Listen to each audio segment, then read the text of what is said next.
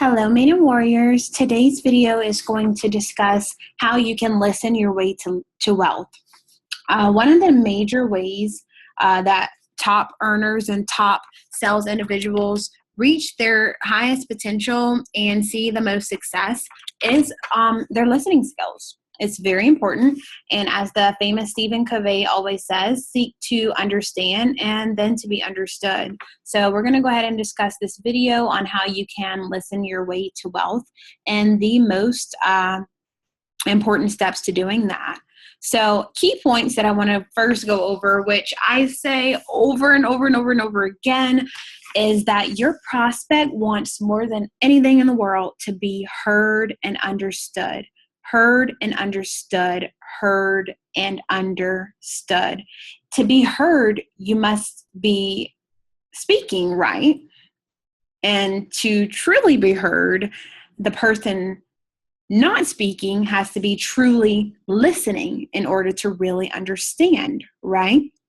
So if you really want to be a high income performing salesperson, I don't know if that just makes sense, a high income reaching salesperson, then you should be focused on allowing your prospect to be heard and understood. This means that when you're first meeting a prospect, let's say you're at a networking event or even you're at a presentation or you are being introduced to someone, your focus should be on them, not your pitch or your story. When you're doing a live video on Facebook and you're introducing yourself, don't introduce yourself based on what you do.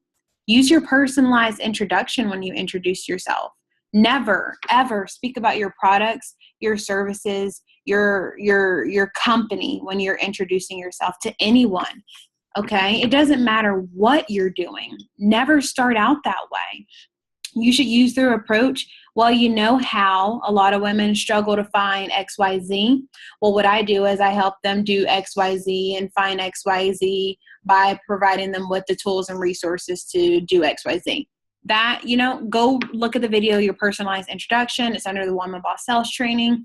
I mean, that seriously is golden. It immediately captures people and allows them to ask questions. I'm not saying people aren't going to ask questions if you don't do it, but people are going to ask way more questions and you can set way more appointments to go into further detail if you focus on your personalized introduction instead of what you've been taught and trained to do. It just really comes off as dry and dull and like a pushy salesperson. I mean, really, people could care less about your story when you first engage with them unless they ask you. And they usually aren't interested in your presentation, even when they're going to an event that they know a presentation is going to be performed at. This doesn't mean you don't have a great presentation or a great story or pitch. It's just not important for closing the sale. It's not as important as you've been trained. And I'm going to go over some percentages with you. My sales is through the roof. I close 90% or more of the sales that I engage with a prospect. That's huge. 95% of people or more walk away with no sale. And I'm closing 90 to 95%. 85% of my conversation and the top earning consultants in our community, 85% is focused on engagement, building trust, learning about your prospect and asking them questions about themselves and their problems and what they're struggling with to determine if you should do the 10%, which is then focused on your presentation of what only information pertains to their problem and how your solution can help with that problem. You can throw in some benefits here and there, with what extra your company may provide, but that 10% should be focused on channeling into exactly what they mentioned in the 85% that can help them. And then 5% should be on closing and getting the agreement and the solution put into place and getting them, to take action. And most people are doing this completely backwards. 85% is about the presentation, the video that they want you to watch, or the call that they want you to get on, while 10% is about closing and 5% about getting to know the customer and build trust. And it just doesn't work that way anymore. Being an effective listener really takes work, and this is why most high performers are in the 1%. Because other people don't have the skills and don't want to take the time to really slow down and listen. They want to get in, get the sell, get out, and focus on the next one that they can get. on what they should be doing, and what we all should be doing is listening, which requires us to slow down, have more skilled questions that we can ask our prospects. And you know what? It makes you come across as smart and trusted and, like someone that is an authority and an advisor and a friend. The top 1%, like I said, are amazing at listening and understanding these people. Seek to understand and then be understood. There's 4 principles to having a higher income by using your listening skills.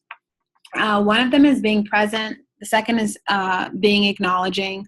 The third is being accepting. And the fourth is being curious.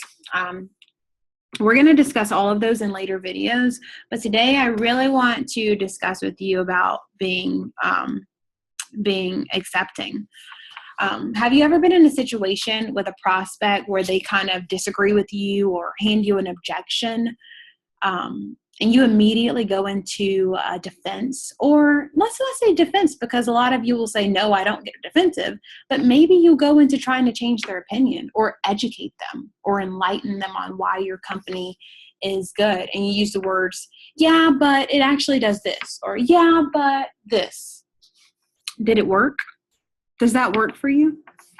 How often have you been able to change their point of view to yours when doing this?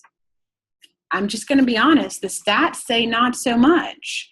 My personal experience and other consultants has been not at all.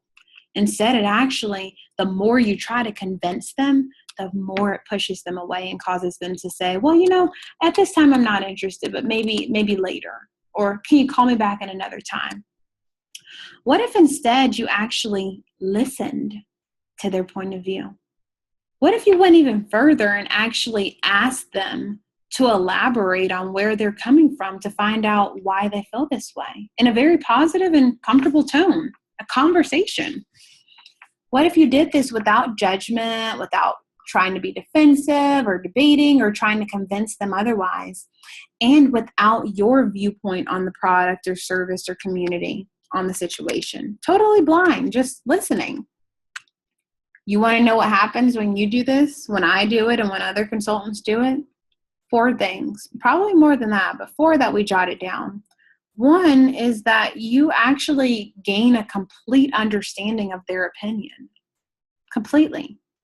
The second thing, the prospect subconsciously questions their way of thinking and their beliefs while they're listening to themselves answering your questions. And this can lead them to possibly change their position and way of thinking, and even kind of see your point of view. And it also allows them to be more open to listening to you and your point of view. When you respect their point of view, they will be more open to your point of view. And it builds the trust and helps them to change their position. And it also allows you to come across as smart, engaging, and trusted, and not someone who's about to immediately try and change their opinion. Accept their perspective. Listen to their perspective. Be curious by asking questions about their perspective. And be present and focused on them and how you can help them. This